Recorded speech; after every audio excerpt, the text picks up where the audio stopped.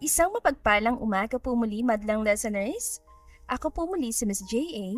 na muling maghahandog sa inyo ng isa na namang maganda at nakakakilig na kwento. Sana po'y magustuhan niyo ang kwentong ito at kapulutan ng aral. Maraming salamat. Simulan na natin ang kwentuhan. Tahimik ang buong conference hall ng De La Merced Holdings. Sa gitna ng napakahabang mesa ay nakaupo ang tatlong magkakapatid, si Enrique, si Dante, at ang bunsong si Richard. Lahat sila'y nakasuot ng mamahaling suit. Sa harapan nila ay nakaupo ang kanilang ama, ang kinikilalang self-made billionaire na si Ricardo de la Merced. Mahigit 40 taon niyang itinayo ang imperyong iyon mula sa wala. Ngayon ay oras na upang pumili ng magiging tagapagmana. Marahan niyang inilapag ang hawak na sobre sa mesa. Nagtataka siguro kayo kung bakit ko kayo pinatawag. Tahimik ang tatlo. Tumayo si Ricardo. Marami ang nagsasabing handa na kayong pamunuan ng kumpanya. Napatingin siya isa-isa sa kanyang mga anak. Pero hindi ako naniniwala. Napakunutan noon ni Enrique. Dad, ako ang Executive Vice President. Ano pa bang kulang? Ngumiti ng bahagya si Ricardo. Pagkatao. Natahimik ang buong silid. Si Dante naman ang nagsalita. Business ang pag-uusapan, Dad. Hindi personality contest. Umiling ang matanda. Yan mismo yung problema. Pagkatapos ay tumingin siya kay Richard. Tahimik lamang ang bunso. Hindi ito nagsasalita. Hindi rin umiimik. Palagi itong seryoso. Richard. Yes, Dad. Anong pinakamahalagang asset ng kumpanya? Sumagot agad ang binata. Our people. Bahagyang ngumiti si Ricardo. Tama. Tapos, hindi agad nakasagot si Richard. Makalipas ang ilang segundo ay sinabi niya. Tiwala. Mas lumawak ang ngiti ng ama. At paano mo makukuha ang tiwala ng tao kung hindi mo alam ang buhay nila? Hindi na nakasagot si Richard. Biglang may pumasok na tatlong assistant. May dala silang tatlong maliit na envelope. Isa para sa bawat anak. Binuksan niyon ni Enrique. Napakunot ang kanya noo. 3,000 pesos? Napatingin din si Dante at Richard. Pareho rin ang laman. Anong ibig sabihin nito? Nag-cross arms si Ricardo. Sa loob ng 7 araw, yan lang ang perang maaari niyong gamitin. Nagkatinginan ng magkakapatid. What? Sigaw ni Enrique. Dad, hindi malaman sapat yan para sa dinner ko. Hindi napigilan ni Dante matawa. Ako nga isang tay pa lang, mas mahal na riyan eh. Tahimik pa rin si Richard. Nakatingin lamang siya sa sobre. Makinig kayo. Lumalim ang boses si Ricardo. Simula ngayong minuto, wala kayong credit card, wala kayong driver, wala kayong bodyguard, wala kayong kumpanya, at wala kayong apelyidong De La Merced. Unti-unting nawala ang ngiti ni na Enrique at Dante. Kung may makakakilala sa inyo, bagsak kayo. Napasinghap ang dalawa. At pagkatapos ng 7 araw, ipapakita niyo sa akin kung anong nagawa niyo gamit ang 3,000 piso. Tahimik ang lahat. Makalipas ng ilang sandali ay nagsalita si Enrique. Napakawalang silbi ng test na ito. Inihagis niyan sobre sa mesa. Alis na ako. Tumayo siya. Ngunit bago pa siya makalabas, Mawawala ang mana mo. natigilan siya. Dahan-dahan siya lumingon. Ano? Kapag hindi mo tinanggap ang hamon, automatic kang disqualified. Napalunok si Enrique. Muli siyang naupo. Napabuntong hininga si Dante. Ay, fine. Tumango si Ricardo. Pagkatapos ay tumingin siya kay Richard. Ikaw, Tahimik ang binata. Pagkaraan ng ilang segundo, kung yan ang kailangan para patunayan ang sarili ko, gagawin ko. ngumiti ang ama. Good. Makalipas ang 1 oras, tatlong magkakapatid ang sabay-sabay na lumabas ng headquarters. Wala nang mamahaling sasakyan. Wala nang escort. Bitbit lamang nila ang maliit na backpack. at tig 3,000 pesos. Huminto si Enrique. Impossible. Napailing siya. Ako, sasakay ng jeep? Samantalang si Dante ay agad nang naglakad. Kailangan kong humanap ng paraan. Si Richard naman, tahimik lamang. Tinignan niya ang laman ng kanyang wallet. 3,000 piso. Isang lumang cellphone at ID na walang apelyido. Napabuntong hininga siya. 7 araw. Hindi ito magiging madali. Hindi niya alam na sa 7 araw na yon, hindi lamang ang buhay niya ang magbabago, kundi pati ang kanyang puso. Sa isang simpleng kasambahay na hindi marunong matakot sa kanya. 2:00 na ng hapon nang makarating si Richard sa San Andres Bukid. Halos kalahati na agad ng kanyang pasensya ang naubos sa pakikipagsiksikan sa jeep. Hindi siya sanay sa init, hindi siya sanay sa ingay, at lalong hindi siya sanay na may batang nakatulog sa kanyang balikat habang ang nanay nito ay kampanteng-kampante sa kabilang upuan. Pagkababa niya ng jeep ay agad niyang inayos ang gusot na manggas ng kanyang polo. Unbelievable. Pulong niya. May mga nagtitinda ng isaw sa gilid ng kalsada. May mga batang naglalaro ng tumbang preso. Sa kabilang eskanita naman ay may 2 lalaking nagtatalo kung sinong tunay na may-ari ng nawawalang tsinelas. Sinilip ni Richard ang maliit na papel na ibinigay ng isang dating empleyado ng kanilang kumpanya. Murang bed space, malinis, may libreng tubig. Hanapin si Aling Cora. Tinignan niya ang lumang bahay sa dulo ng eskanita. Kupas ng pinturang berde. May nakasampay na mga kumot sa bintana. Sa bubong ay may tandang na tila galit sa buong barangay. Huminga ng malalim si Richard. 7 araw lang. Bago pa siya makakatok, biglang bumukas ang pinto. At isang balding puno ng tubig ang muntik nang bumuhos sa kanya. Mabilis siyang umurong. Hoy, tabi! Isang babaeng nakalumang t-shirt at kupas sa pajama ang lumabas habang bitbit ang balde. Hindi nito napansin ang nakaharang sa pintuan. Kaya naman ang humakbang ito, bumangga siya sa matigas sa dibdib ni Richard. Aray! Nabitawan ng babae ang balde. Sabay silang tumingin sa tubig na kumalat sa sahig. Pagkatapos ay dahan-dahang tumingala ang babae. Natigilan siya. Matangkad, gwapo, makinis, malinis, at mukhang kayang bumili ng buong barangay kung gugustuhin. Ngunit agad ding naglaho ang paghanga sa mukha nito nang makitang nakakunot na noo ni Richard. Hindi ka ba tumitingin sa dinaraanan mo? Malamig na tanong ng binata. Napakurap ang babae. Excuse me?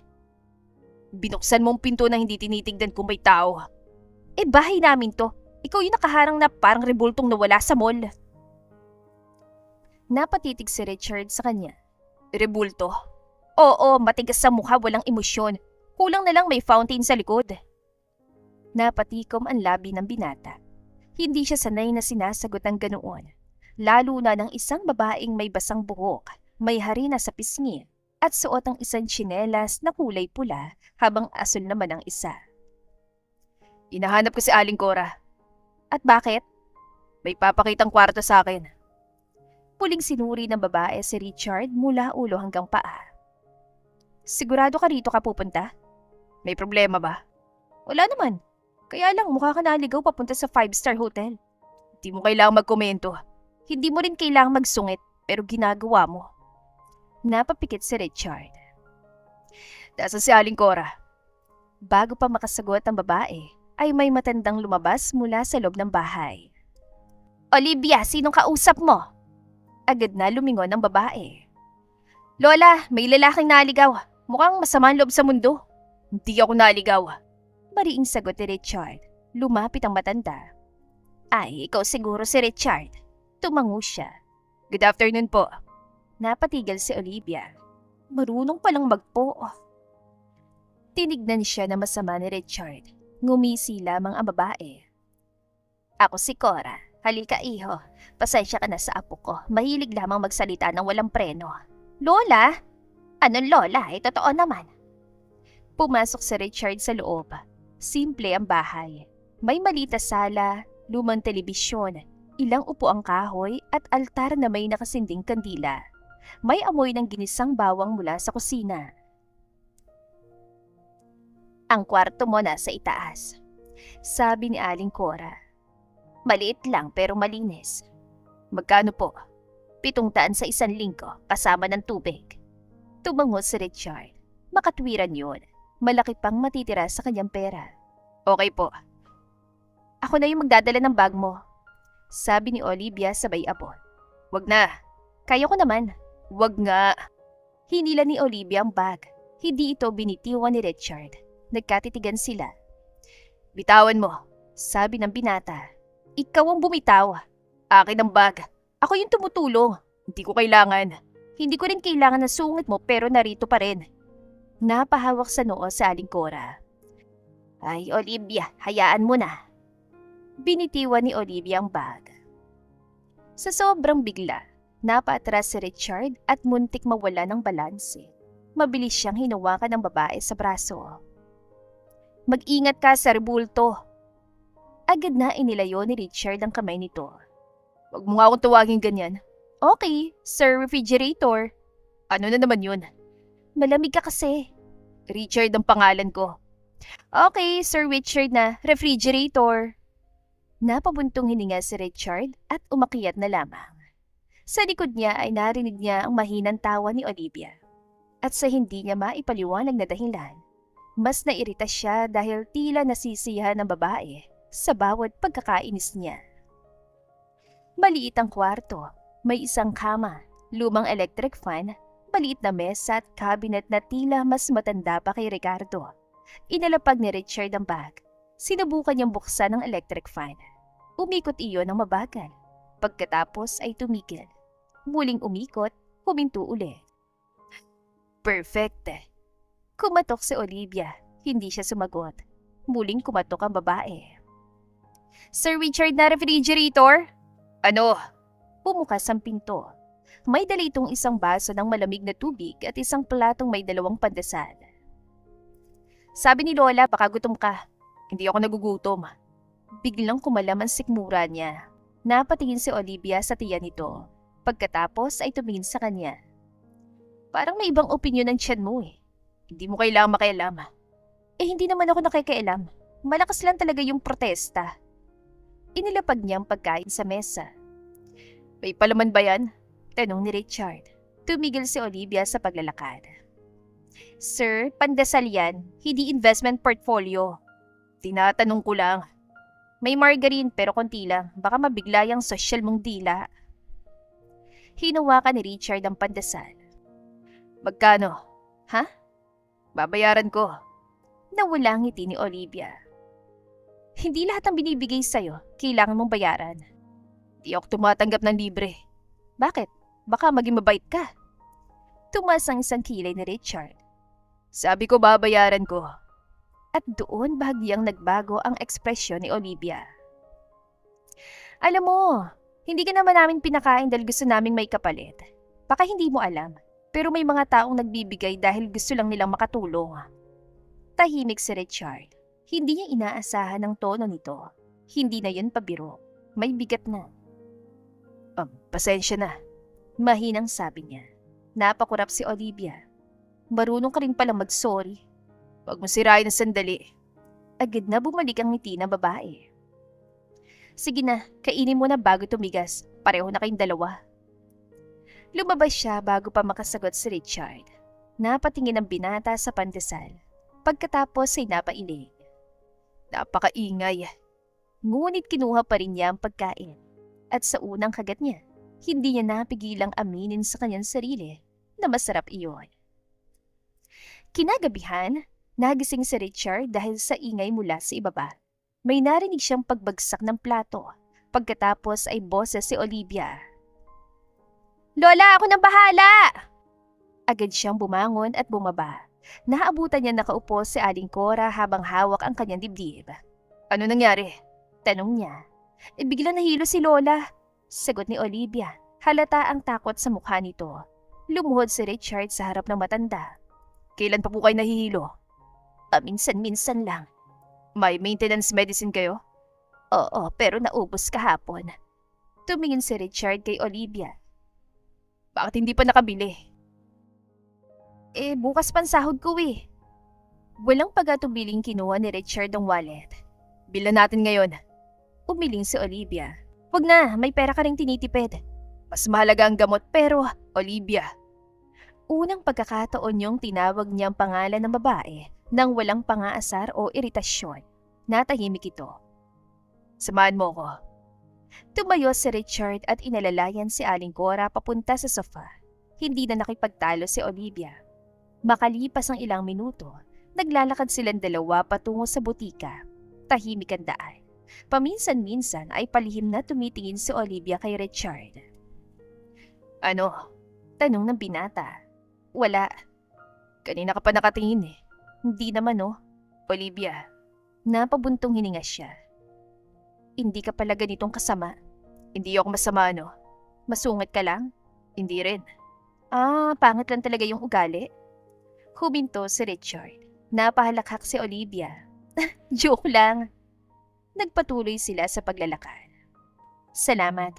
Mahinang sabi ng babae. Hindi tumingin si Richard sa kanya. Hindi mo kailangang magpasalamat. Alam kong limitado rin yung pera mo. May natira pa naman. Pero 7 araw mo yung pagkakasyahin. Natigilan si Richard. Paano nito nalaman? Napansin ni Olivia ang reaksyon niya. Narinig ko yung usapan niyo ni Lola. 3,000 lang daw yung dala mo.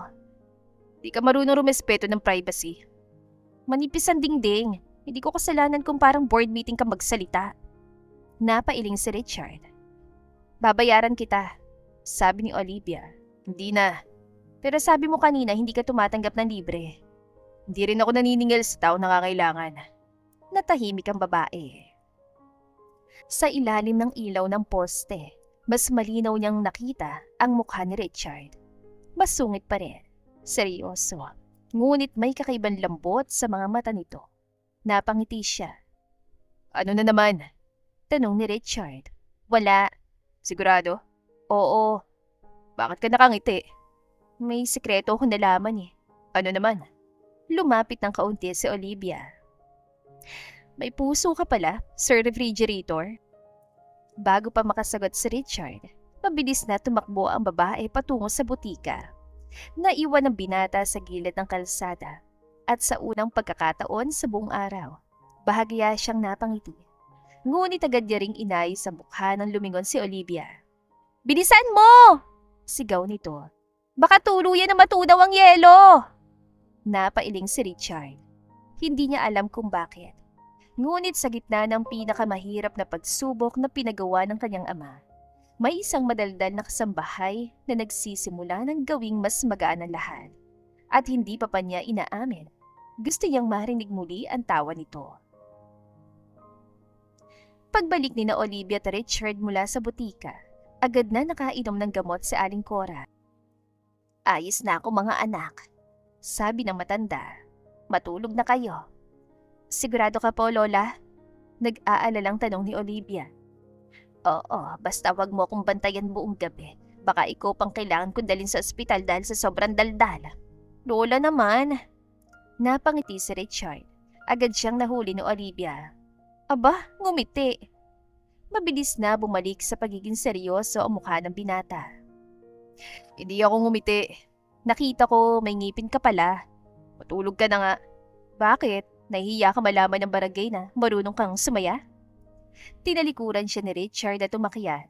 Ngunit bago pa siya makarating sa kwarto, isang malakas sa kalabog ang narinig mula sa itaas.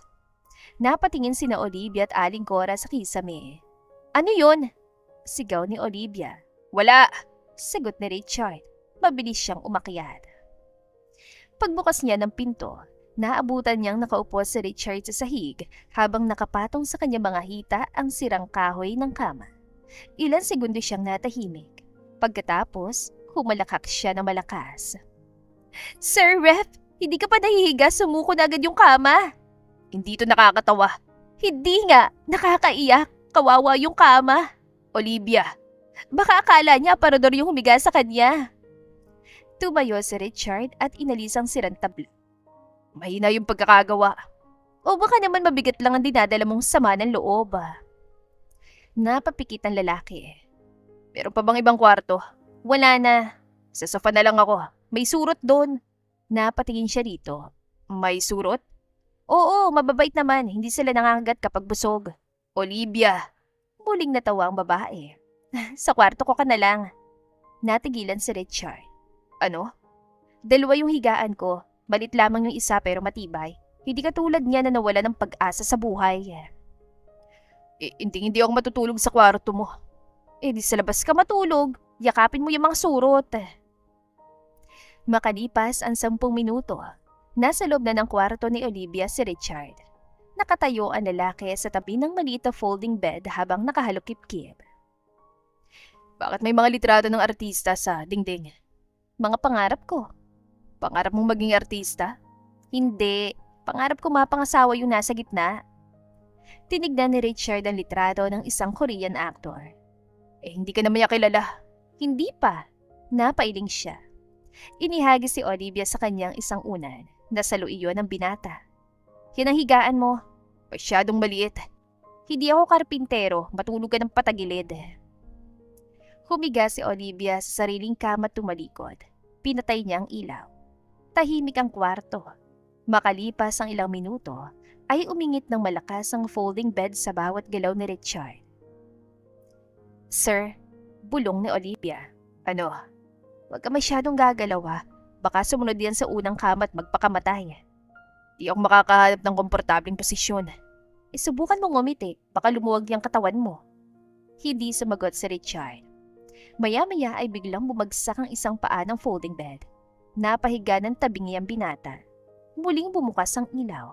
Nakita ni Olivia ang masamang tingin nito. Napakagat siya sa labi para hindi matawa. Wala kang narinig Babala ni Richard. Hinihingal na nga ako sa kakapigil. Sinubukan ni Richard na ayusin ang kama ngunit tuluyan niyang bumagsak. Napabuntong hininga siya. Ay, sasahig na lang ako. Umupo si Olivia. Kasya naman tayo rito. Napatingin siya sa kama ng babae. Hindi no. Malaki to. Hindi pa rin. Takot ka?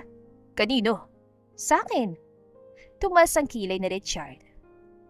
At bakit naman ako matatakot sa'yo? Baka kasi hindi mo mapigilan ang sarili mong ma-in love. Natigilan ng lalaki. Nagkatinginan sila. Si Olivia ang unang ngumiti. Joke lang. Huwag kang kabahan. Hindi ka pasok sa standards ko. Bakit? Ano bang standards mo? Mabait, palangiti, hindi laging nakakunot ang noo. Napakarami. At marunong maglaba. Hindi ako marunong. Ayun! Bagsak ka na. Sa huli ay napilitan si Richard na humiga sa kabilang bahagi ng kama. Naglagay si Olivia ng unan sa gitna nila. Border, sabi niya. Kapag lumampas ka, may multa. Wala akong balak lumampas no. Siguraduhin mo lang mahal ang multa ko. Bakit? Ano bang bayad? Isang ngiti. Hindi na naman nakasagot si Richard. Pinatay ni Olivia ang ilaw. Ngunit ilang minuto pa lamang ang lumipas, biglang kumulog na malakas. Napapitlag ang babae at mabilis na napakapit sa braso ni Richard. Natigilan silang dalawa. Takot ka sa kulog? Tanong niya. Hindi no. Bakit nakayakap ka sa akin? Akala ko nahulog ako. Nakahiga ka. Baka sa panaginip. Huling kumulog. Mas sumigpit ang yakap niya ni Olivia. Hindi na siya tinukso ni Richard.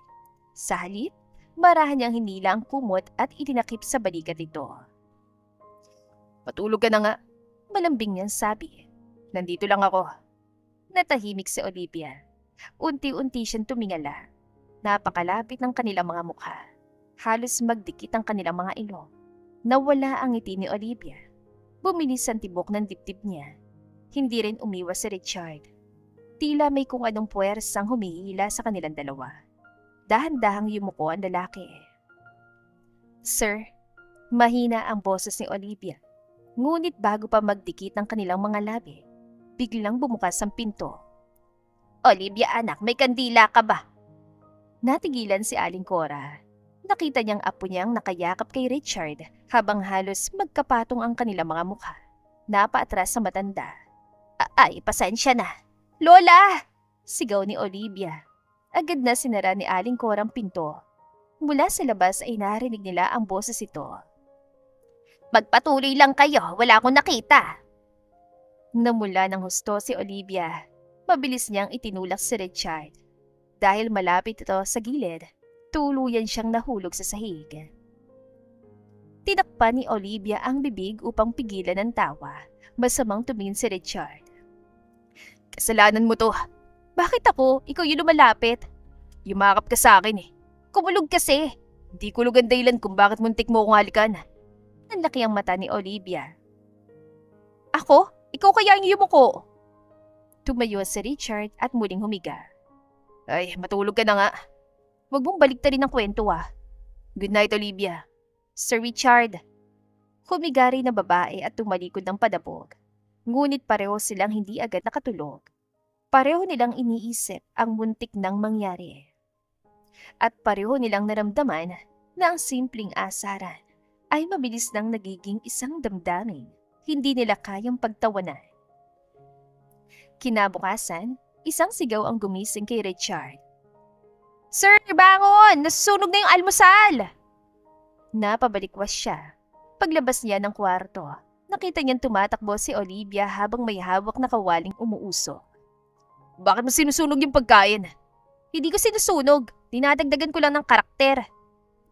Kinuha ni Richard ang kawali at pinatay ang kalat. Napatingin si Olivia sa kanyang hubad na dibdib. Bigla itong natahimik. Ano? Tanong ni Richard. Agad siyang tumingin sa kisame. Wala. Kanina ka pa nakatitig. Hindi ako nakatitig no. Namumula ka. Mainit kasi. Umaga pa lang ah. Nagmamadaling kumuha si Olivia ng bimpo at inihagis yun sa kanya. Magdamit ka nga. May inosenteng babae rito no. Tumas ang kilay ni Richard. Inosente? Bakit? May reklamo ka?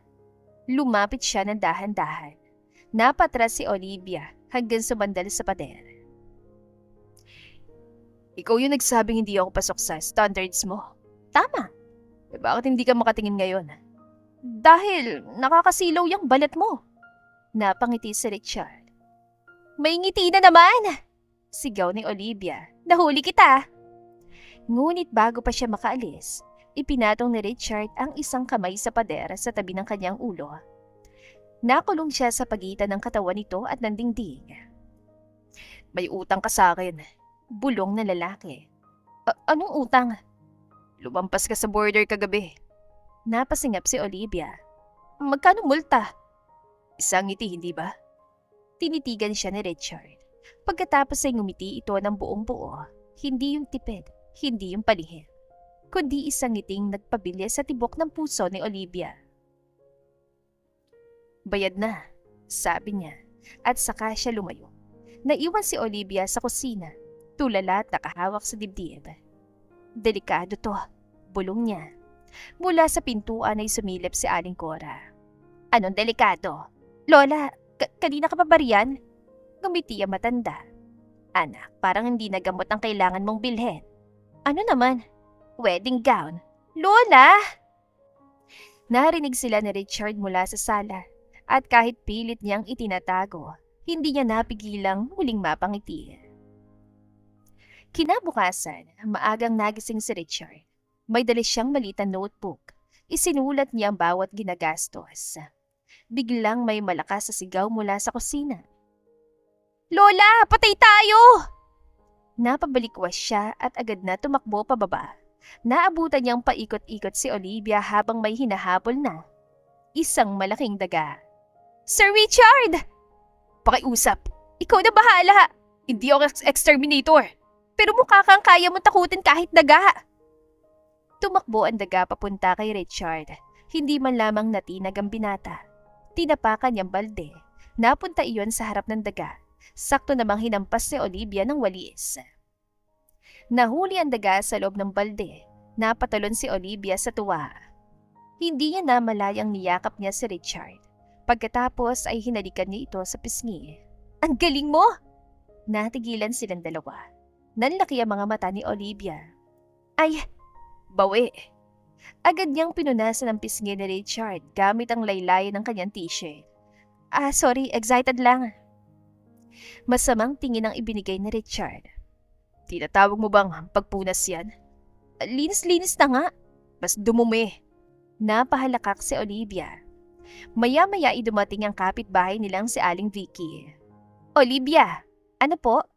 Tulungan mo naman ako magbuhat ng mga gulay. Sige po. Bigla ring tinawag si Richard. Ikaw rin, iho. Ako? Oo. Hindi siya nakatanggi. Habang naglalakad silang tatlo sa palengke. Napansin ni Olivia na may dalawang babaeng nakatitig kay Richard. Grabe. Parang artista. Ang guwapo. Napairap si Olivia. Mga ate, wag na kayong umasa. Masama ugali niyan. Narinig yun ni Richard. Lagi mo na lang ako sinisiraan ah. Hindi yun paninira, no? Advertisement. Habang pauwi sila, may 3 lalaking lasing ang humara. Aba, Olivia, ay buti naman at nakita ka namin. Kilalang siga sa lugar ang mga ito. Matagal nang nangungulit kay Olivia. Lumapit ang isa. Sabi namin, sumama ka sa inuman. Umiling si Olivia. Ayoko, huwag kang maarte. Hinawakan nito ang pulsuhan ng babae. Bago pa makapagsalita si Olivia, may isang kamay na mahigpit na humawak sa braso ng lalaki. Si Richard. Bitawan mo siya. Napatawan siga. At kung ayoko, tahimik lang si Richard. Binibilang ko hanggang 3. 1. Mas lalo pang humigpit ang hawak na lalaki kay Olivia. 2. Tumawa ang mga kasama nito. Paano kung hindi? Hindi mo aabuti ng 3. Malamig ang boses ni Richard. Sa isang igla, inikot niyang braso ng siga. Aray! Napabitaw ito kay Olivia. Kasunod noon ay mabilis niyang naitulak ang 2 pang kasama. Hindi man suntukan, pero sapat para umurong ang 3. Umalis na kayo. Walang emosyon ang mukha niya. Nagtingi na ng mga siga. Halika na. May topak yata yan. Nagmamadaling umalis sa mga ito. Tahimik si Olivia hanggang sa... Hala, Ano? ang pogi mo pala kapag galit. Napabuntong hininga si Richard. Huwag kang nakakairita. Totoo naman eh. Tumahimik ka. Sir, Ano na naman? salamat. Ngumiti siya. Ngunit sa pagkakataong ito, hindi napabiro. Kinagabihan, nagtipon ng buong barangay. May simpleng pista, may palaro, may videoke, may sayawan at may raffle. Pupunta tayo, sabi ni Aling Cora. Ayoko. Sabay na sagot ni Richard at Olivia. Nagkatinginan sila. Tingnan mo, pati yan ginagaya mo. Ako pa? Ikaw kaya? Napailing ang matanda. Kayo talagang dalawa. Pagdating nila sa covered court, lalong dumami ang chismis. Uy, bagay sila. Pag-asawa ba sila? Napasingap si Olivia. Hindi. Mabilis na sumagot ito. Hindi rin. Sabay silang nagsalita. Lalong nagtawanan ng mga tao. Maya-maya ay lumapit ang host. May bagong laro, ang Couple Challenge. Ang mananalo may grocery package. Nanlaki ang mga mata ni Olivia. Lola, bigas yun at sardinas. Tumango si Aling Cora. Sumali kayo. Hindi pwede. Sabi ni Richard. Hindi kami. Bago pa matapos ang sasabihin niya, itinaasan ni Olivia ang kamay niya. Present! Napalingon si Richard. Anong ginagawa mo? Kailangan nating manalo. Hindi naman tayo couple. Magpapanggap nga lang eh. Hindi. Please. Hindi. Sir. Hindi. May grocery oh. Tahimik. Napabuntong hininga si Richard. Ay, isang beses lang ah. Tumalon sa tuwa si Olivia. Yes! Unang laro, magkakapit kamay. Madali lang. Pangalawa, maglalakad ng magkadikit ang noo. Mas lalo silang nagkalapit. Ang lapit mo. Bulong ni Olivia. Ikaw yung lumalapit eh. Hindi ah. Oo. Ang yabang mo. Hindi. Nagtatawa na ng mga tao. Pangatlong laro, ang lalaki ang bubuhat sa babae. Ano? Sabi ni Richard. Hindi. Tumikim ang host. Disqualified. Ay, huwag! Sigaw ni Olivia. Tumalon siya. Wala nang nagawa si Richard kundi saluhin siya. Napakapit si Olivia sa leg niya. Tahimik ang paligid. Halos magdikit ang kanilang mga labi. Sir, Bumaba ka. ayaw. Bakit? Komportable. Napairap si Richard. Ang bigat mo. Uy! Hindi sa timbang. Sa daldal. Nagtawa na ng buong barangay. Final round? Kailangang magtitigan na magkapareha ng hindi tumatawa. Ready? Go! Magkaharap sila. Tahimik. Ilan segundo. Biglang ngumuso si Olivia. Pinipigilan ni Richard ang pagtawa.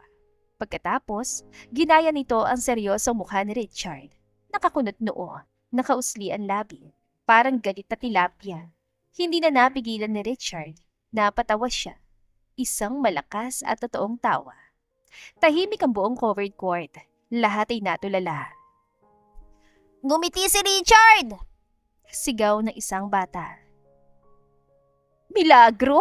Picturan! Napailing si Richard. Samantalang si Olivia ay nakangisi. Sabi ko na nga ba? Gwapo ka kapag marunong kang tumawa. Hindi sumagot ang lalaki. Pero sa pagkakataong yon, hindi na niya itinanggi. Matapos ang programa, habang pauwi sila, napansin nilang may isang batang umiiyak sa tabi ng kalsada. Nasaan ang mama mo? Tanong ni Olivia. Hindi ko po alam.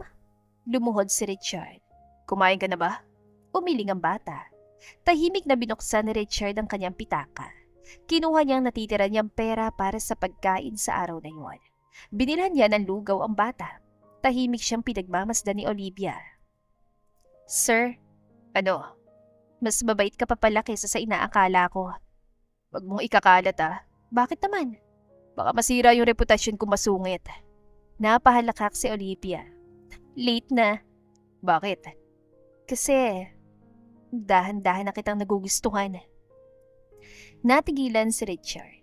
Napatigil din si Olivia. Nanlaki ang kanyang mga mata. Ay, nasabi ko ba yun na malakas? Ngumiti si Richard. Sa unang pagkakataon, siya naman ang nanukso. Oo. Namula si Olivia. Burahin mo na sa isip mo. Hindi na. Bakit? Kasi nagustuhan na rin kita. Natigilan si Olivia. Ngunit bago pa siya makasagot, may isang itim na SUV ang huminto sa tapat nila. Bumaba ang isang lalaking nakaitim na Amerikana. Lumapit ito kay Richard. Sir, natagpuan din namin kayo. Nagulat si Olivia. Sir? Anong ibig niyan sabihin? Dahan-dahang napalingon si Richard. Alam niyang, hindi na niya maitatago pang kanyang tunay na pagkatao. Nanatiling nakatayo si Olivia sa tabi ni Richard habang nakatitig sa lalaking bumaba mula sa itim na SUV. Sir Richard, Ulit na lalaki. pinapabalik na po kayo ng chairman. Napakunot noo si Olivia. Chairman? Hindi agad sumagot si Richard. Lumapit ang lalaki at iniabot ang isang cellphone. Marami na po naghahanap sa inyo. Nag-aalala na po si Chairman Ricardo. Nanlaki ang mata ni Olivia. Ricardo? Unti-unti siyang napalingon kay Richard. Hindi ba yun yung pangalan ng may-ari ng De La Merced Holdings? Tahimik pa rin ang binata. At sa katahimikang yon, husanang nabuo sa isip ni Olivia ang sagot. Napaatras siya. Sandali, itinuro niya si Richard. Ikaw ba, Olivia, ikaw ba si Richard De La Merced? Hindi na niya naitago ang katotohanan. oo. Parang biglang nawala ang lahat ng ingay sa paligid. Wala ng tawanan, wala ng biro, wala ng asaran. Bilyonaryo ka? Mahinang tanong ni Olivia. Anak ako ng Bilyonaryo ka nga. Hindi yon tanong. Natawa siya ng mahina, ngunit walang saya doon. Ang galing. pakinggan mo muna ako. Anong papakinggan ko? Na pinagtawanan mo kami habang nagpapanggap kang walang pera? Hindi kita pinagtawanan, pero nagsinungaling ka. May dahilan ako. Lahat ng sinungaling may dahilan. Napayuko si Richard. Hindi niya alam kung bakit mas masakit iyon kaysa sa anumang salitang narinig niya sa boardroom. Olivia, hindi ko pwedeng sabihin nun, pero Pero pwede mo akong halikan. Natigilan siya. Namula ang dalaga, ngunit hindi ito umatras. Pwede mo akong landiin. Pwede mo akong sabihan na gusto mo ako. Pero hindi mo pwedeng sabihin kung sino ka. Hindi laro yung nararamdaman ko. Paano ko malalaman? Bumigat ang kanyang boses. Baka kasama lang ako sa test mo. Hindi nakasagot si Richard. Dahil kahit hindi niya sinadya, yun nga ang itsura. Parang naging bahagi si Olivia ng isang eksperimento. Olivia, umuwi ka na, sir. Hindi. Bakit? Dahil hindi pa tapos yung 7 araw. Tumango siya. Ibig sabihin, kailangan mo pa rin kami. Hindi ganun yun. Pero kapag natapos ang 7 araw, babalik ka na sa mansion mo. Ako babalik sa paglalaba, pagluluto at paghahabol ng daga. Hindi kita iiwan. Napatawa si Olivia. Ang bilis naman ng pangako mo. Lumapit si Richard. Hindi ako nagbibiro. Ako rin. Tinitigan niya ito ng diretsyo. Hindi ako laruan ng mayaman. Pagkatapos ay tumalikod siya at mabilis na naglakad pa uwi. Naabutan ni Olivia si Aling Cora sa sala. Bakit namumugto ang mata mo? Tanong na matanda. Napuwing lang. Gabi na. May alikabok sa puso ko. Napabuntong hininga si Aling Cora. Anak, Lola, alam mo ba kung sino siya? Richard de la Merced. Napalingon si Olivia. Alam mo? Tumango ang matanda. Kanina ko lang nalaman. Tinawagan ako ng tauhan ng ama niya. Napahawak sa baywang si Olivia. Lahat ba ng tao rito alam maliban sa akin? Hindi. Ang daga alam? Olivia. Baka pati kama alam kaya bumigay. Kahit masama loob niya, natawa si Aling Cora. Ngunit mabilis ding napalitan ng lungkot ang mukha ng matanda. Hindi ka niloko ng batang yun para saktan ka. Pero niloko pa rin niya ako. Nasaktan ka dahil gusto mo siya. Biglang tumahimik si Olivia. Hindi ko siya gusto. Sinabi mong dahan-dahan mo na siya nagugustuhan. Napakinggan mo? Malakas ang boses mo. Lola! Anak, hindi masamang ang masamay magpanggap kang walang nararamdaman. Napaupo si Olivia. Paano kung biro lang ako sa mundo niya? Hindi ka biro. Kasambahay lang ako. Ang trabaho mo hindi sukatan ng halaga mo. Pumikit si Olivia. Ngunit bago pa siya makapagsalita, may kumatok. Bumukas ang pinto. Si Richard. Nandito pa rin ako, sabi niya. Tumingin sa kanya si Olivia. Bakit? Dahil may kailangan akong patunayan. Sa tatay mo? Umiling siya. Sa'yo. Tahimik ang buong sala. Inilapag ni Richard sa mesa ang wallet niya, cellphone at susi ng SUV. Hindi ko gagamitin ng mga yan. Napatas ang kilay ni Olivia. Drama. Patunay. Hindi kita pinapa-audition. Olivia, ano gusto mo? Lumapit si Richard. Bigyan mo ako ng pagkakataong ipakita na hindi pera ang dahilan kung bakit ako nandito. Ano? Ikaw. Natigilan siya. Hindi ngumiti si Richard. Hindi rin umiwas. Sa loob lang ng ilang araw, ikaw yung unang taong nagsabi sa akin ng totoo nang walang takot. Ikaw yung unang tumawa sa akin, kumontra sa akin, at tumulong kahit wala kang hinihinging kapalit. Pandasal lang yun. Hindi. Umiling siya. Pakiramdam ko, unang beses akong tinuring na tao at hindi bilang tagapagmana. Bahagyang nanginig ang labi ni Olivia, ngunit mabilis niyang pinigil ang emosyon. Ang galing mo magsalita. Hindi ako magaling. Tama. Pero totoo yun. Lumapit pa si Richard. Hindi kita hinihingan ng kapatawaran agad. Good. Pero hayaan mong manatili ako. Wala ka ng kwarto. Sa sahig ako matutulog. May surat sa sofa. Bahala na. Napangiti ng bahagya si Olivia. Matapang. Natuto ako sa'yo eh. Hoy, huwag mo ko sisihin kapag kinagat ka ha. Sa wakas, bahagyang lumambot ang mukha ng dalaga. Ngunit hindi pa rin yan sapat. Isang kondisyon, sabi niya. Ano? Walang special treatment, walang bodyguard, walang mamahaling pagkain. Okay? Ikaw yung maglalaba bukas. Natigilan si Richard. Ano? Hindi ka ba marunong? Hindi. Mas mabuti. Ngumisi si Olivia. Matututo ka. Napapikit si Richard. Mukhang mas mahirap pa iyon kaysa sa 7 araw na pagsubok. Kinabukasan, maagang ginising ni Olivia si Richard. May dala itong palanggana, sabon at isang bundok ng maruruming damit. Good morning, Your Highness! Ano lahat yan? Training.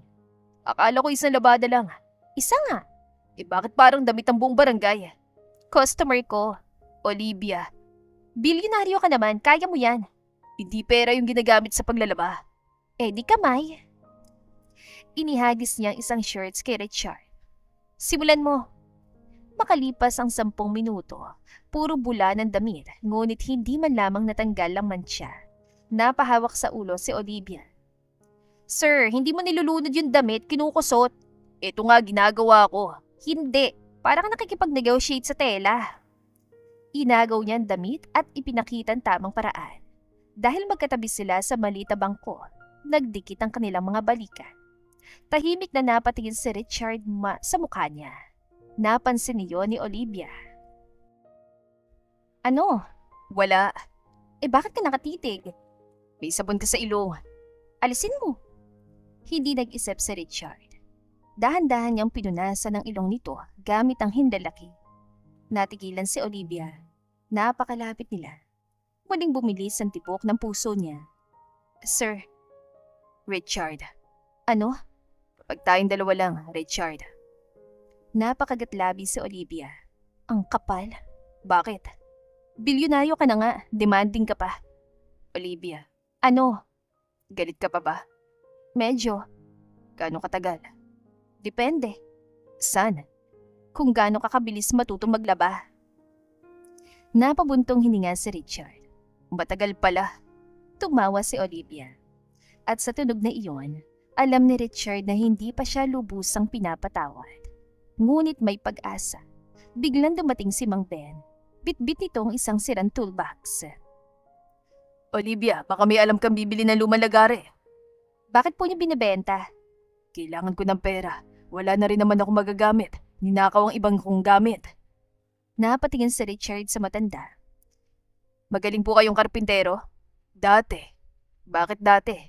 Walang gamit, walang trabaho. Tahimik na tinignan ni Richard ang toolbox pagkatapos ay tumingin kay Olivia. At sa unang pagkakataon, pareho nilang naisip ang iisang bagay. Hindi lamang nila kailangang mabuhay gamit ang natitirang pera. Kailangan nilang gamitin iyon para makalikha ng pagkakataon. Olivia, sabi ni Richard. Ano? May ideya ako. Ngumisi ang dalaga. Siguraduhin mo hindi laundering Tumas ang kilay niya. Money laundering? Hindi, damit laundering kasi bagsak ka pa rin. Napailing si Richard ngunit ngumiti rin siya. Dahil sa pagkakataong yun, ang unang planong bubuin niya sa labas ng kanilang kumpanya ay kasamang babaeng unti-unti nang nagiging pinakamahalagang tao sa kanyang buhay. Kinagabihan, nakalatag sa maliit na mesa ang lahat ng perang natitira kay Richard. 1,180 pesos. Nakatingin dito si Richard, Olivia at Mang Ben na parang iyon ang huling pag-asa ng buong barangay. Hindi sapat, sabi ni Mang Ben. Lagari pa lang kulang na. Kaya hindi tayo bibili ng bago. Sagot ni Richard. Hahanap tayo ng second hand. Napatas ang kilay ni Olivia. Wow, marunong ka na palang tumingin sa ukay-ukay. Tools ang bibili natin, hindi damit. Baka may makita rin tayong bagong ugali para sa'yo. Napabuntong hininga si Richard. Focus. Focus ako, ikaw yung madaling madistract. Saan? Sa akin. Napatingin si Mang Ben sa kisame. Ako na lang yatang nahihiya para sa inyong dalawa. Namula si Olivia. Kuya Ben naman. Hindi mo ko kuya, halos tatay mo na ako. Mas nakakahiya pala. Kinabukasan, pumunta silang tatlo sa isang surplus shop. Matagal silang nakipagtawaran hanggang makabili sila ng lumang martilyo, katam, metro at manual saw. 950, sabi ng tindero. 700, sagot ni Olivia. Di pwede. Kuya, tingnan mo nga yung lagare. Mukhang nakakita na ng 2 World War. Matibay pa yan. Matibay? Kapag ginamit namin yan, baka kahoy yung maawa. Napatingin si Richard sa kanya. Olivia, Ako nang bahala. Makalipas ang 10 minuto, nakuha nilang lahat sa halagang 760. Paglabas sila, napailing si Richard. paano mo nagawa yun? Charm, Panlilin lang. diskarte, Pamimilit. negosasyon. Ngumiti si Richard. Bagay ka sa sales. Bagay rin tayo. Natigilan siya. Ano? Sa negosyo. Mabilis na umiwas si Olivia. Ngunit nakangiti siya. Gamit ang natitirang pera, bumili sila ng ilang pirasong kahoy at pako. Unang proyekto nila ang paggawa ng simpleng study table para sa anak ng kapitbahay. Habang nagtatrabaho si Mang Ben, sina Richard at Olivia ang tumutulong. Iabot mo yung pako. Sabi ni Richard, inabot ni Olivia ang buong kahon. Isa lang. Di mo naman sinabi. Common sense. Hindi common yung sense mo. Tumingin siya rito. Olivia, Ano? pakihawak yung kahoy. Humawak ang dalaga. Maya-maya, pumalo si Richard ng martilyo. Aray! Napatalon si Olivia. Huwag ka sumigaw. Kamay ko kaya! Hawak mo sa maling pwesto eh. Eh bakit hindi mo sinabi? Akala ko naman obvious. Obvious din na masungit ka pero hindi ko naman araw-araw sinasabi. Araw-araw mo sinasabi ah. Tama! Mabilis na kinuha ni Richard ang kamay niya. Masakit. Konti lang. Namumula. Normal lang. Hindi siya pinakawala ni Richard. Dahan-dahan niyang hinipan ang daliri nito. Biglang natahimik si Olivia. Teka, Sabi niya. bakit parang may libreng kilig sa first aid? Hindi siya pinansin ni Richard. Bayelo ba? Wala. Cold water. Meron. Kunwari na lang ikaw yung hahawak. Refrigerator ka naman din. Napailing si Richard. Ngunit hindi niya pinakawala ng kamay nito. Napatingin si Mang Ben sa dalawa at ngumiti. Matatapos pa ba tayo dito? Magpapakasal na muna kayo. Sabay silang napalingon. Hindi po. Sabay nilang sagot. Pagkatapos ay nagkatinginan sila at sabay ding umiwas. Natapos ang mesa bago magtakip silyang. Nang makita iyon ng batang may-ari, agad itong napangiti. Ang ganda po! Binayaran sila ng nanay nito ng 1,500 pesos. Napatingin si Mang Ben sa pera. Nangingilid ang luha niya. Matagal na akong hindi kumita mula sa sarili kong kamay. Iniabot ni Richard ang buong halaga. Sa inyo po ito. Umiling ang matanda. Hindi, hati tayo. Kayo po yung gumawa.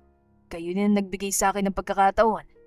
Tahimik na tumingin si Richard kay Olivia. Ngumiti ang babae. Sabi ko sa'yo, hindi lahat kailangang bayaran, pero ang trabaho, dapat tamang bayad. Sa huli, hinati nila ang kita. May pambili na ulit sila ng materyales. At sa loob lamang ng isang araw, kumalat ang balita tungkol sa maliit nilang grupo. May nagpagawa ng upuan, may nagpagawa ng estante, may nagpaayos ng sirang pinto. Unti-unting nabuhay ang kamay ni Mang Ben. At unti-unti ring nabuo sa isip ni Richard ang isang mas malaking ideya. Hindi lamang ito simpleng pagawaan. Sabi niya habang nagsusulat sa notebook. Ano pala? Tanong ni Olivia. Pwedeng maging community workshop. Malaki yung pangalan. Pwedeng magturo si Mang Ben sa mga bataang walang trabaho. May libreng snacks ba? Taong iniisip ko. Kasama siyan sa tao. Napatawa si Richard. Agad siyang tinuro ni Olivia. Ayan, nahawa ka na sa akin. Hindi no. Tumawa ka. Hindi. Nakita ko yung ngipin mo. Lumapit siya rito. Mas bagay sa'yo yan. Ano? Masaya mukha.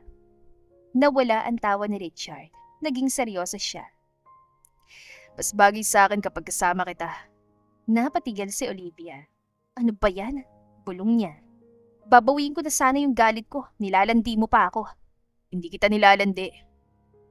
Natural ka lang talagang mapanira ng tibok ng puso. Lumapit pa si Richard. Olivia, Ano?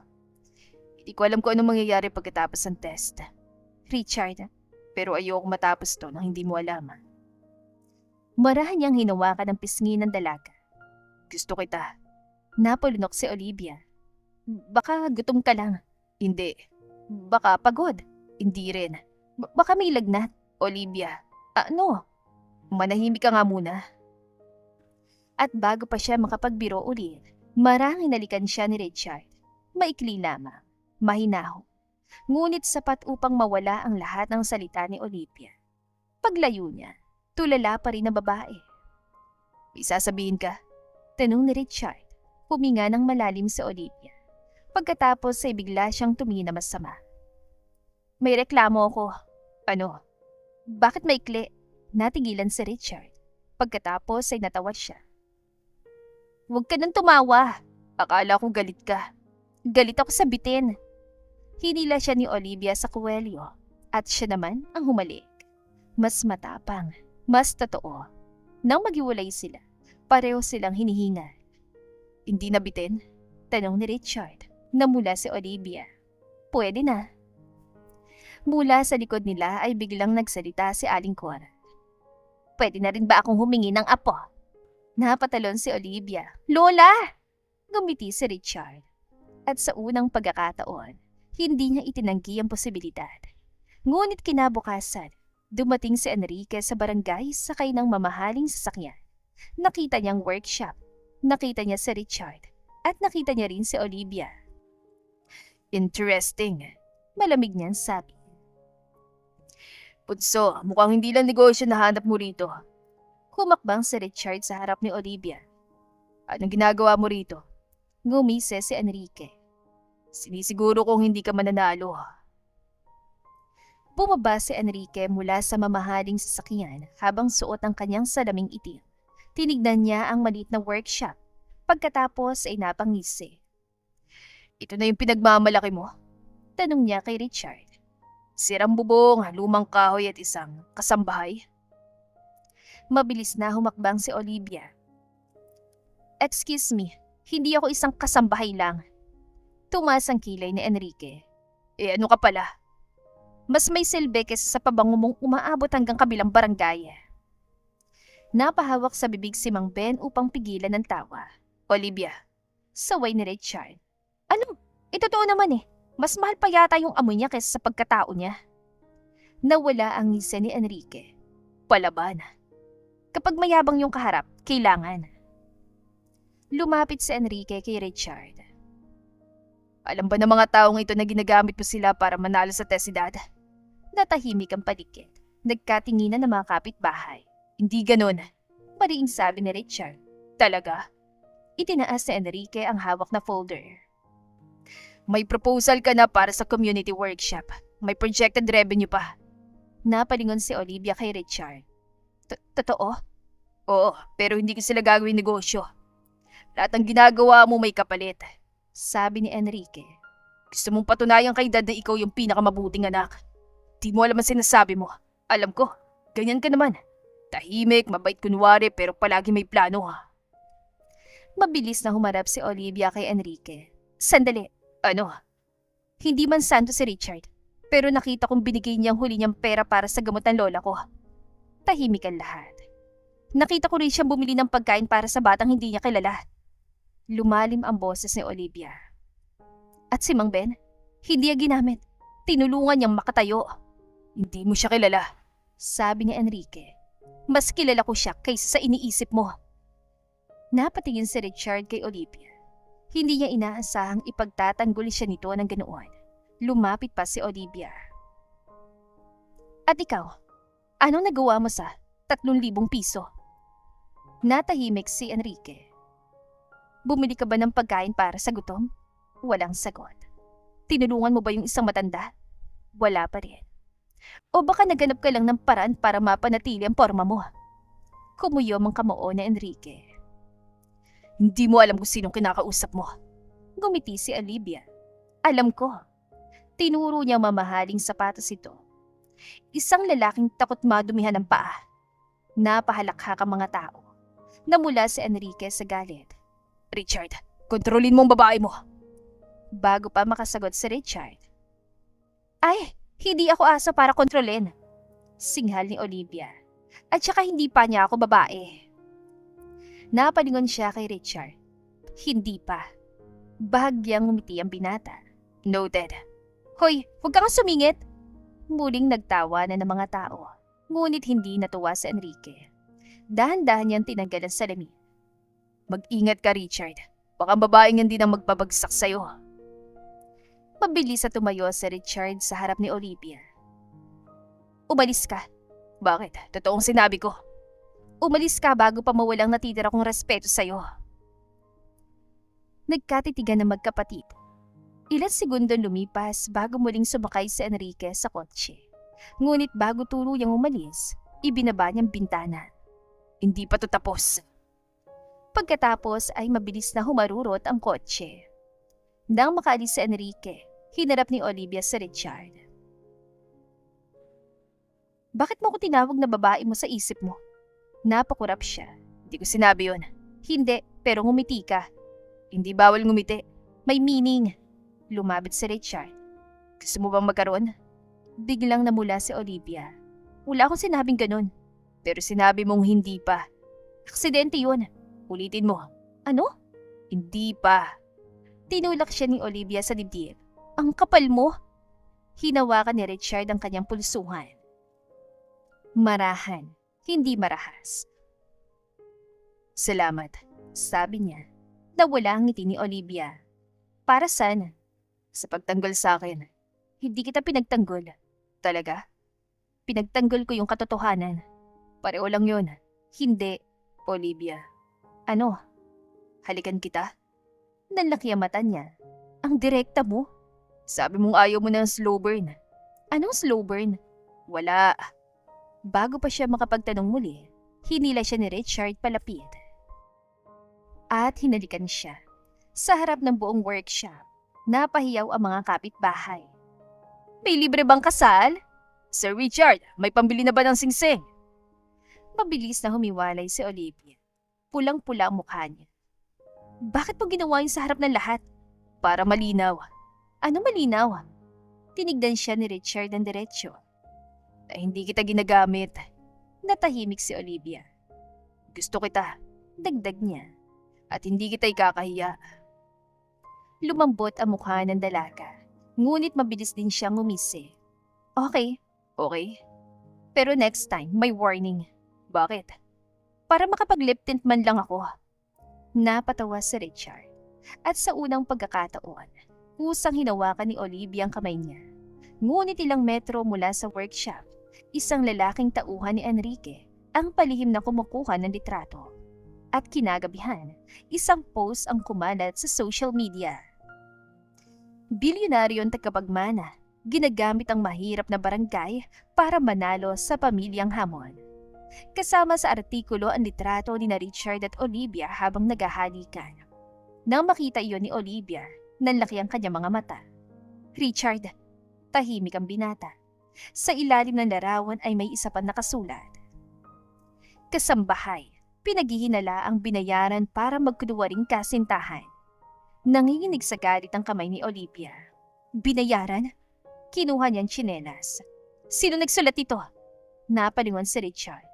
Bakit may hawak ang tsinelas? May sasampalin lang ako. Olivia, huwag mo akong pigilan. Hindi kita pipigilan. Tumayo si Richard. Sasamahan kita. Kinabukasan, halos buong barangay ang may hawak na cellphone. Olivia, trending ka! Nabuga ni Olivia ang iniinom niyang kape. Anong trending? Hindi pa ako naliligo.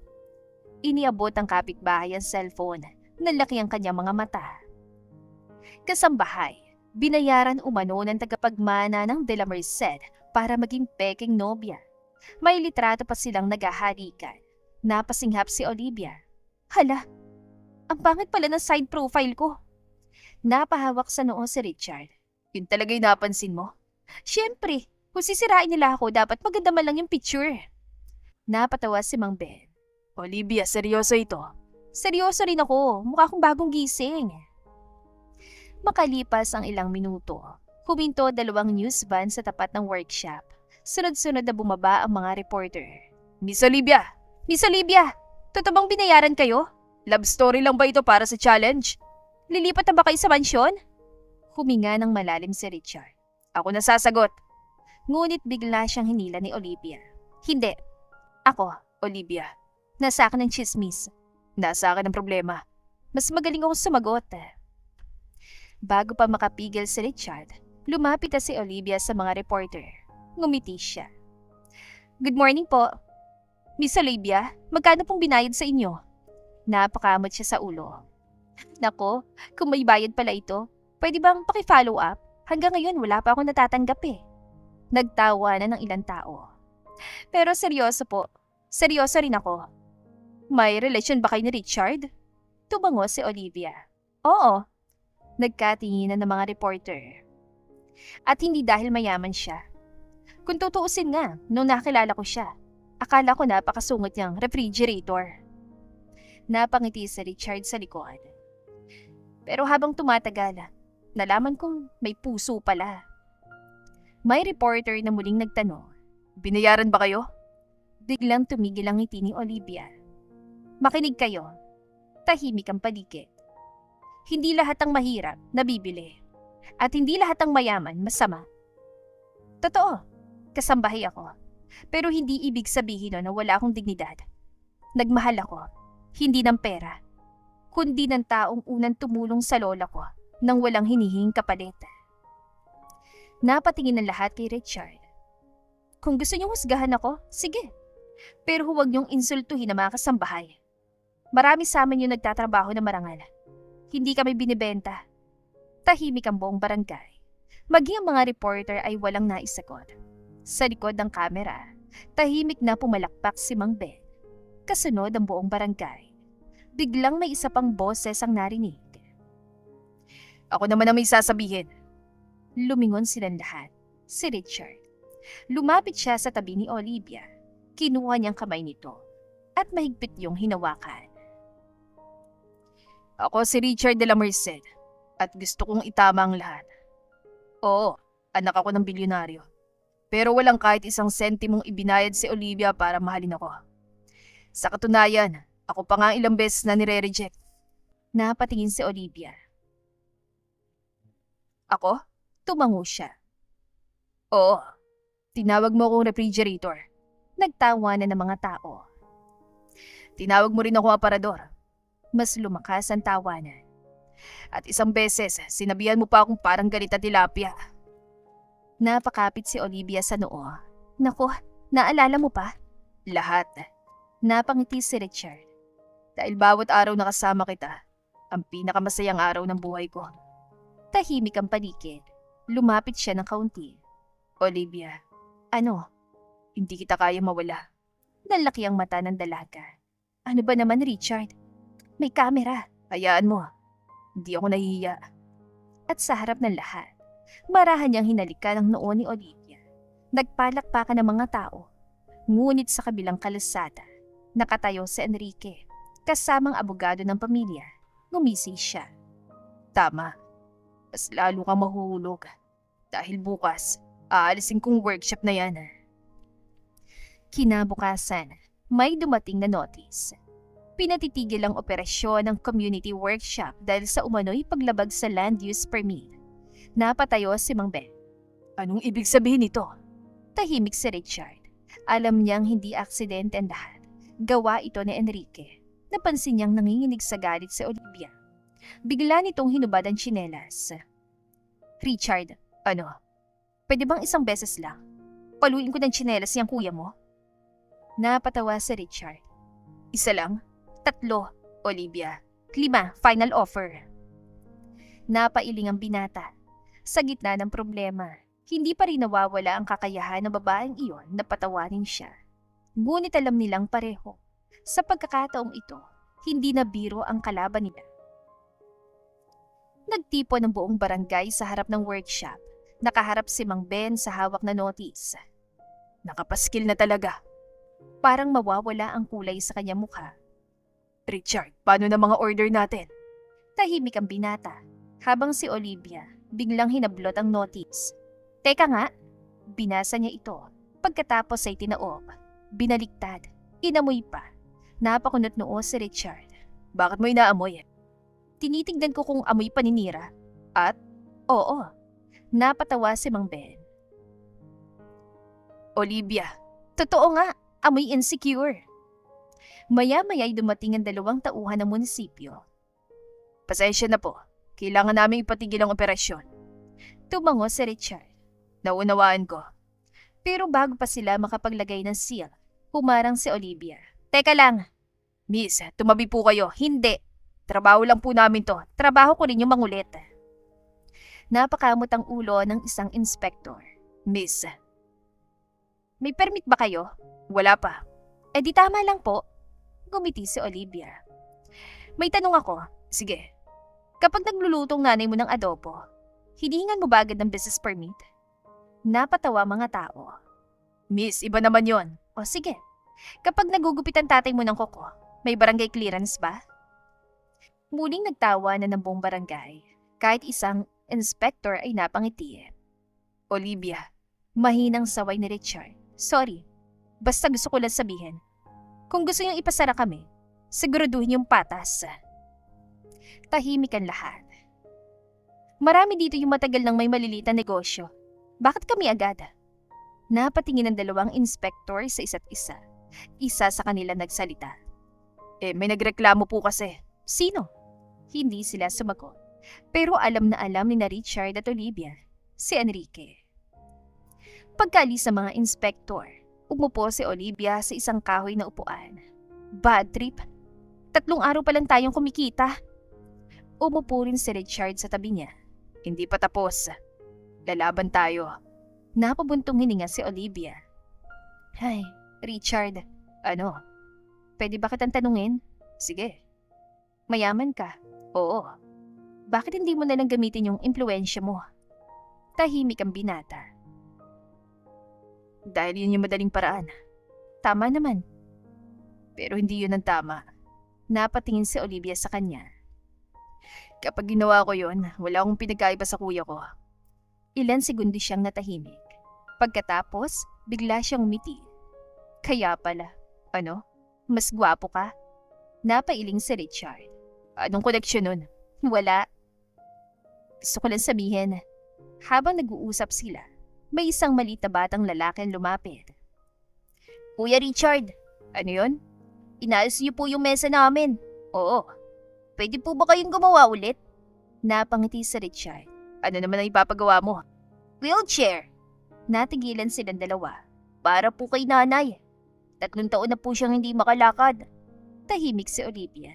Unti-unti siyang napayuko. Nakita niyang luma na ang saklay ng bata at butas na ang tsinelas nito. Lumuhod si Richard. Anong pangalan mo? Noel po. Sige. Gagawa natin ng wheelchair ang mama mo. Nanlaki ang mata ng bata. Totoo po? Totoo. Tumalon ito sa tuwa. Pagkaalis ng bata, napatingin si Olivia kay Richard. Wala na tayong pambili ng materyales. Alam ko. Ano gagawin natin? Gumiti si Richard. Gagamitin natin ang natitira. Richard, Kapag may natulungan tayo sa pamilya, sulit na. tahimik na tinignan siya ni Olivia. Hindi niya namalayang. Unti-unti na siyang umiiyak. Hoy, Sabi ni Richard. bakit ka umiiyak? Umirap siya. Hindi ako umiiyak. May luha. Allergy. Sa ano? Sa mga mababait. Napangiti si Richard. Kinagabihan, habang nagsusukat sila ng kahoy, biglang dumating si Enrique, kasamang 2 lalaki. May dalang makapal na sobre. Inaalo ko kayong bili ng workshop. Tahimik si Richard. Kano? Napatingin si Richard sa kanya. Akala ko ba galit ka sa kanya? Curious lang. Ngumisa si Enrique. 5 milyong piso. Nanlaki ang mata ni Mang Ben. 5 milyon? Napailing si Olivia. Ang laki. Ngumiti si Enrique. Ayan, mas matalino ka pa. Tumingin siya kay Richard. Sabi mo sa girlfriend mo, bumalik na kayo sa kahirapan. Tahimik si Olivia. Tinignan niya ang tseke. Pagkatapos ngumiti siya. Kukunin ko. Napatingin na lahat sa kanya. Pati si Richard. Ngumisa sa Enrique. Ayan, wise decision. Inabot niya ang tseke. Kinuha iyon ni Olivia. Tinignan, tinupi. Pagkatapos, pinunit niya ito sa harap nilang lahat. 1, 2, 3, hanggang maging maliliit na piraso. Lumipad ang mga iyon sa hangin. Nanlaki ang mata ni Enrique. Ikaw! Gumiti si Olivia. May 5 milyon ka, pero wala kang respeto. Lumapit siya. At isa pa, tama ka, mahirap lang ako. Pero hindi ako binebenta. Tahimik ang buong workshop. Si Richard, hindi maalis ang tingin kay Olivia. Sa isip niya, hindi na lamang siya humahanga sa babae. Unti-unti na niya itong minamahal ng higit pa sa inaakala niya. Ngunit bago pa sila makapagdiwang, may isang pulis na dumating. Sir Richard de la Merced po ba? Tumayo siya. Ako. May reklamo pong sinampalaban sa inyo. Anong reklamo? Panloloko at paggamit ng pondo para sa personal na interes. Nanlaki ang mata ni Olivia. Ano? Tahimik na sinara ni Richard ang kanyang mga mata. Alam na niya si Enrique na naman ang may kagagawa nito. At sa pagkakataong ito, hindi na lamang ang workshop ang nasa panganib, pati ang pangalan niya. Tahimik ang buong workshop. Lumapit ang dalawang pulis kay Richard. Sir, kailangan po namin kayong isama sa presinto. Tumango si Richard. Hindi ako lalaban. Biglang humarang si Olivia. Sandali! Napatingin ng dalawang pulis. Bakit po? May warrant ba? Nagkatinginan ng mga pulis. Wala pa po. Kailangan lang po namin kunin yung pahayag niya. Napahinga ng maluwag si Olivia. Aba, akala ko aarestuhin niyo na agad. Munti ko na kayong hambalusin ng tsinelas eh. Napakagatlabi si Richard para pigilan ng tawa. Olivia. Ano? Kinakabahan ako. Sa presinto, tahimik na sumasagot si Richard sa mga tanong ng investigador. Habang si Olivia, paikot-ikot, parang bantay na hindi mapakali. Miss, pwede po kayong umupo. Sabi ng pulis. Ayoko. Bakit po? Baka kailanganin ako. Sa ano? Emotional support. Napangiti ang mga pulis. Makalipas ang ilang minuto, lumabas si Richard. Tapos na. Okay na? Oo. Biglang niyakap siya ni Olivia. Akala ko makukulong ka. Napakurap si Richard. Hindi pa nga nagsisimula ang kaso. Eh di mabuti. Napansin niyang nakatingin ang lahat sa kanila. Mabilis siyang kumalas. Ano? Namumula mukha ni Olivia. Practice lang. Habang palabas sila ng presinto, may isang matandang babae ang biglang nadapa sa hagdan. Agad na tumakbo si Olivia. Nay! Tinulungan niya itong makatayo. Nako, salamat anak. Napansin ni Richard na may dala itong sobre ng mga reseta. Bakit po kayo mag-isa? Wala nang kasama. Kukunin ko saan ang pensyon ko. Tahimik na kinuha ni Richard ang walker na natumba. Inalalayan niyang matanda. Napangiti ito. Mag-asawa ba kayo? Sabay na sumagot ang dalawa. Hindi po. Napatawang matanda. Nako, bagay kayo. Pulong ni Olivia. Narinig mo? Oo. Anong sagot mo? Wala. Pwede namang oo. Tinignan siya ni Richard. Olivia. Ano? Ikaw talaga. Paglabas sila ng presinto, may naghihintay ng itim na kotse. Bumaba rito ang abogado ng pamilya. Sir Richard, inaatasan kayo ng chairman na umuwi na. Umiling si Richard. Hindi pa tapos ang challenge. Pero delikado na. Hindi. Lumapit si Olivia. Sabihin mo sa chairman mo, napatingin ang abogado, na matigas ang ulo ng anak niya. Napangiti si Richard. Tama siya. Napabuntong hininga ang abogado. May isa pa pong bili ng chairman. Iniabot niyang isang sobre. Binuksan niyo ni Richard. May sulat. Anak, huwag kang susuko. Ang tunay na lider ay hindi umaatras sa unang problema. Napangiti si Richard. Salamat, Dad. Pagbalik nila sa workshop, nanlumo si Mang Ben. Sira na. Nanlaki ang mata ni Olivia. Wasak ang ilang mesa. Nakalat ang mga kahoy. Nabasag ang mga bintana. Sinong gumawa nito?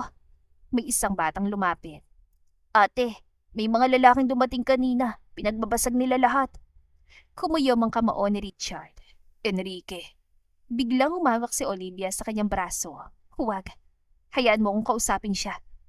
Hindi. Bakit? Mas magaling ako makipag-away. Hindi napigilan ni Richard na matawa. Ano? Hindi ka marunong makipag-away. Excuse me. Ako yung champion ng barangay. Saan? Argument. Napailing siya. Habang nililinis sila ang workshop, may napansin si Olivia sa sahig. Richard, ano yon? May isang balita memory card. Kinuha yun ni Richard. Ito kaya. Mabilis sila itong sinaksak sa lumang laptop ni Mang Ben. May lumabas sa CCTV recording. Tahimik silang nanood. Makikita sa video ang tatlong lalaking sumisira sa workshop. Pagkatapos, lumabas sa frame si Enrique. Ngumiti ito. At malinaw na narinig ang sinabi niya. Siguraduhin yung walang matitirang gamit. Tahimik ang lahat. Nanlaki ang mata ni Olivia. Huli ka. Napangiti si Richard. May ebidensya na tayo. Biglang tumalon si Olivia sa tuwa. Niyakap niya si Richard.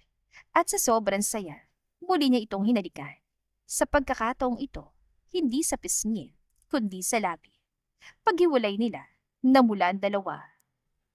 Sorry, mahinang sabi ni Olivia. Bakit sorry? Nagpadala lang ako. Ngumiti si Richard. Ako hindi. Ano? Sinasadya ko. Muli siyang yumuko na parang hahalikan ulit si Olivia. Biglang itinulak siya ng dalaga. Teka muna. Bakit? Nakatingin si Mang Ben. Napalingon silang dalawa. Nakatayo si Mang Ben habang nakapikit. Wala ako nakita. Kasunod si Aling Cora na nakapikit din. Ako rin. Napahagalpak ng tawa si Olivia. Ngunit sa kabilang dako ng lungsod, nakaupo si Enrique sa kanyang opisina. Pumasok ang isa niyang tauhan. Sir, may problema. Ano? May CCTV po. Unti-unting nawala ang ngiti ni Enrique. Anong CCTV? May video po ng paninira sa workshop. Tumayo siya. Hanapin niyo yon. At kahit anong mangyari, burahin yung ebidensya. Hindi niya alam. Nahuli na ang lahat. Dahil hawak na yon ni Richard. At iyon ang magiging simula ng kanyang pagbagsak. Kinabukasan, isang itim na sasakyan ang huminto sa tapat ng workshop. Bumaba ang abogado ng pamilya. Sir Richard, pinapatawag na po kayo ng chairman. Huminga ng malalim si Richard. Panahon na. Napansin niyang nakasimangot si Olivia. Ano iniisip mo? Baka pagtawanan nila ako. Bakit naman? Kasambahay lang ako eh. Lumapit si Richard. Mahigpit niyang hinawakan ng dalawang balikat ito. Tignan mo ako. Napatingin si Olivia. Hindi ka lang kasambahay. Ikaw ang babaeng nagturo sa akin kung paano maging tao.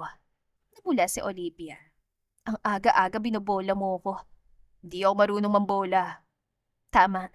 Mas magaling kang mga Sara. Napatawa si Richard. Makalipas ang isang oras, unang beses na nakapasok si Olivia sa napakalaking gusali ng De La Merced Holdings. Nanlaki ang mga mata niya. Grabe, parang mall. Tahimik lang. Bulong ni Richard. Bigla siyang huminto sa harap ng napakalaking chandelier. Richard, Ano? pwede bang hiramin yan? Bakit naman? Isasabit ko sa sala namin. Napailing si Richard. Hindi ka siya. E di sala yung palalakihin. Pagbukas ang pintuan ng boardroom, tahimik ang lahat. Nandoon si Ricardo, mga board members, mga abogado, at syempre, si Enrique at Dante. Napatingin agad si Enrique kay Olivia. Anong ginagawa ng kasambahay dito? Bago pa makasagot si Richard, si Olivia na ang nagsalita. Naglalakad. Napatingin ang lahat sa kanya. Ano? Sabi mo kasi ano ginagawa ko rito. Napangiwi si Dante. Napahawak naman sa noo si Richard. Hindi na naman mapigilan ang bibig nito. Umupo si Ricardo. Welcome. Tumango si Richard. Lumapit siya sa ama. Good morning, Dad. Ngunit ang tingin ni Ricardo ay napunta kay Olivia. Ikaw ba si Olivia? Opo, Ikaw ang babaeng hindi natatakot sa anak ko. ngumiti siya. Hindi naman po.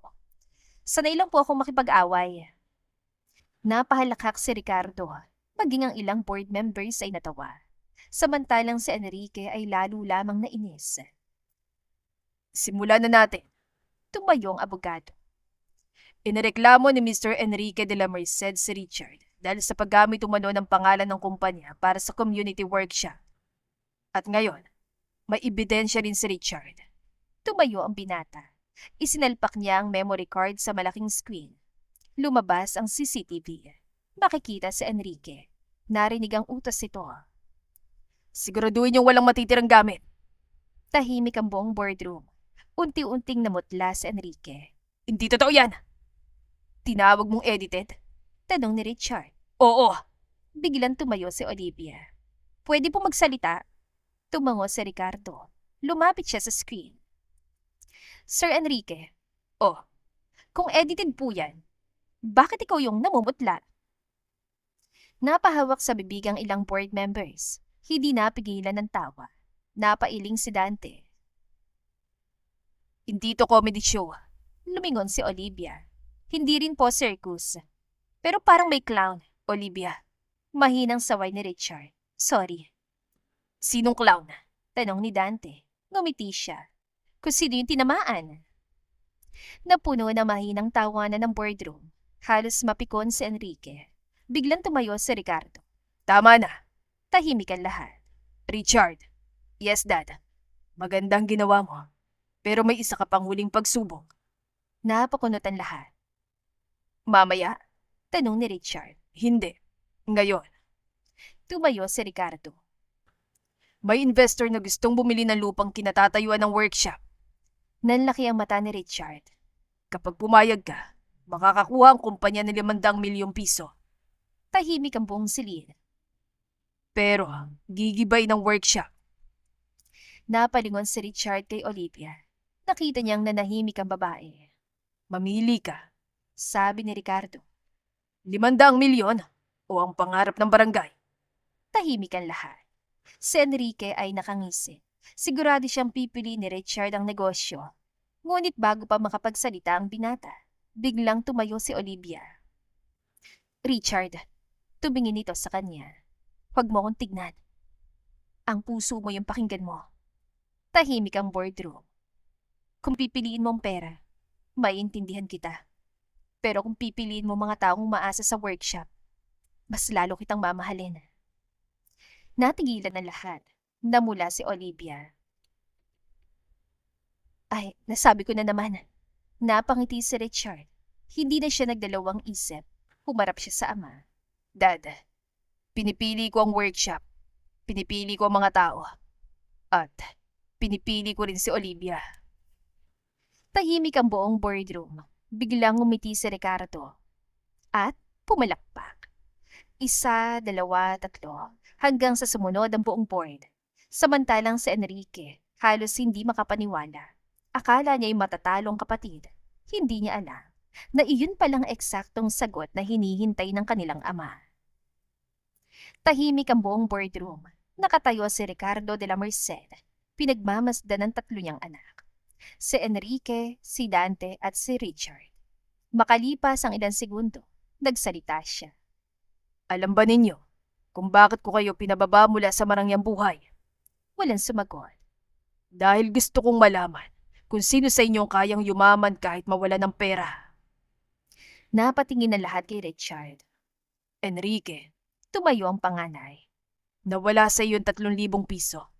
Pero mas nawalang respeto ng tao. Napayuko si Enrique. Dante, Tumayo rin ito. marami kang natutunan. Pero negosyo pa rin ang una mong nakita. Tahimik na umupo si Dante. Pagkatapos, napatingin si Ricardo kay Richard. At ikaw, Ngumiti ang matanda. hindi ka lang nagtayo ng workshop. Nagtayo ka ng pag-asa. Palakpakan ng buong boardroom. Maging ang ilang empleyado ay napaluha. Lumapit si Ricardo kay Richard. Inaakala mo bang workshop ang sinusubukan kong sukatin? Hindi po. Ano? Kung marunong ako maging tao, Tumango ang ama. tama. Pagkatapos ay humarap siya sa lahat. Simula ngayon, si Richard de la Merced nang magiging susunod na presidente ng De La Merced Holdings. Mas malakas sa palakpakan ng narinig, nakangiti si Dante, ngunit si Enrique, tahimik na nakayuko. Biglang lumapit si Enrique kay Richard. Nagulat ang lahat. Akala niya'y mag-aaway na naman na magkapatid. Ngunit, iniabot ito ang kamay. Congratulations. Tahimik si Richard. Pasensya na. Dagdag ni Enrique. Nabulag ako ng inggit. Ilang segundo siyang tinitigan ni Richard.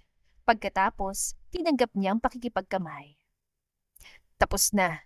Hindi napigilan ni Ricardo ang mapangiti. Yan ang gusto kong makita. Biglang nagsalita si Olivia. Excuse me po. Napatingin ang lahat sa kanya. Pwede na po ba kaming umuwi? Napatawa ang buong boardroom. Bakit? Tanong ni Ricardo. Kasi, lola lang po yung iniwan naming nagbabantay ng sinaing. Muling nagtawa na ng lahat. Maging ang seryosong abogado ay napangiti. Habang palabas sila, biglang hinila ni Richard ang kamay ni Olivia. Ano? Bulong nito. Huwag ka munang umalis. Bakit? May kinuha si Richard sa bulsa. Isang maliit na kahon. Nanlaki ang mata ni Olivia. Huwag mo sabihin. Lumuhod si Richard. Napasingap ang lahat ng empleyadong nasa lobby. Maging ang gwardya ay napatigil. Olivia Ramos, ikaw ang nagturo sa akin na ang tunay na yaman ay nasa pusong marunong magmahal. Unti-unti nang umiiyak si Olivia. Huwag kang umiyak. Nakakaiyak ka kasi. Napangiti si Richard. Pwede bang habang buhay mo na akong asarin? Napahalakhak si Olivia habang umiiyak. Yan ba ang proposal mo? Hindi pa. Ay, salamat. Practice pa lang. Napairap si Richard. Okay. Huminga siya ng malalim. Olivia Ramos, mamahalin mo ba ako kahit minsan masungit ako? Minsan lang, tumawa ang lahat. Sige, kahit araw-araw. Ngumiti si Richard. Will you marry me? Hindi agad sumagot si Olivia. Lumapit muna siya. Hinawakan ang mukha ng binata. Pagkatapos, mahinang nagsalita. May kondisyon. Ano? Kapag nag-away tayo, ikaw ang unang magsasorry. Napatawa si Richard. Deal. Kapag anniversary, hindi pwedeng bulaklak lang. Deal. At bawal ka na maging refrigerator. Tumango siya. Deal. Ngumiti si Olivia. Sige. Oo. Napuno ng palakpakan ng buong lobby. Isinuot ni Richard ang singsing at agad niya itong niyakap. Mas malaki na ang community workshop. Mahigit 50 kabataan ang natutong magkumpuni at gumawa ng mga muebles. Si Mang Ben ang pangunahing instructor. Si Dante ang namamahala sa livelihood program. Si Enrique naman ang nagpondo ng scholarship para sa mga anak ng mga karpintero bilang bahagi ng kanyang pagbabagong buhay. At si Richard, hindi na lamang presidente ng kumpanya. Isa na rin siyang regular na nagtuturo sa workshop tuwing Sabado. Sa kabilang bahagi ng workshop, may narinig na naman siyang pamilyar na boses. Richard, Ano na naman? may nawawala. Napabalikwas siya. Ano? Ikaw, Nandito lang ako. hindi, lumayo ka na naman. Napailing si Richard. Lumapit siya sa asawa. Ano ba talagang gusto mo? Ngumiti si Olivia. Yakap. Wala nang iba? Meron. Ano? Halik. Napailing si Richard habang natatawa. Di ka na nagbago. Hindi na. Yumakap siya rito. At maranging nalika ng noon ng kanyang asawa. Kasabay noon ay tumakbo ang mga batang tinuturuan nila sa workshop. Kuya Richard, Ate Olivia, tapos na po ba ang birdhouse? Masayang naghawak kamay ang mag-asawa habang nilapitan ng mga bata. Tahimik na pinagmamasdan sila ni Ricardo de la Merced. Napangiti ang matanda. Ngayon, alam kong nasa tamang kamay ang lahat. At higit sa anumang negosyo, ang pinakamahalagang naipamana niya sa kanyang bunsong anak ay ang puso na marunong magmahal, maglingkod at magbigay ng pag-asa. At dito na po nagtatapos ang ating kwentong pag-ibig. Maraming salamat po sa pakikinig. To God be the highest glory. Hanggang sa muli. Paalam!